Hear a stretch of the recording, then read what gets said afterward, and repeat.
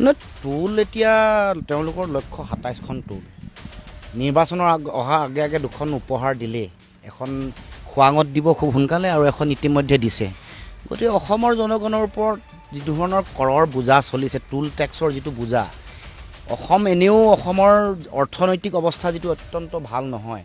আমি দেশৰ মানে যি ৰাজ্যসমূহৰ ভিতৰত অৰ্থনৈতিকভাৱে অতি পিছপৰা ৰাজ্য উৎপাদনশীলতা আমাৰ একেবাৰে শূন্য দিল্লীৰ ওপৰত আশা পালি থাকিব লাগে ২০২৬ চনৰ মাৰ্চ মাহৰ ভিতৰত ২,১৬,০০০ কোটি টকাৰ ঋণৰ বোজা হ'ব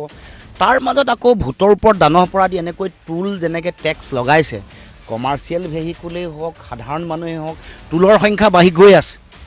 ২৭খন তেওঁলোকৰ লক্ষ্য ২৭খন হ'ব এই টুলৰ টেক্সে অসমৰ জনগণক এটা এক ভয়াৱহ ভৱিষ্যতলৈ ঠেলি দিছে কাৰণ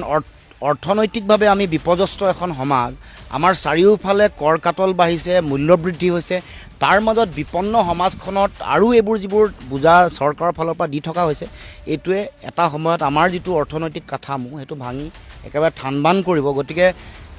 এই যিটো চৰকাৰৰ যিটো নীতি এই নীতি সাধাৰণ জনগণৰ তেওঁলোকৰ বিৰোধী নীতি আৰু এইটোৰ যিটো কুফল ইয়াৰ ভয়াৱহ প্ৰভাৱ এইটো লাহে লাহে ৰাইজে অনুভৱ কৰিব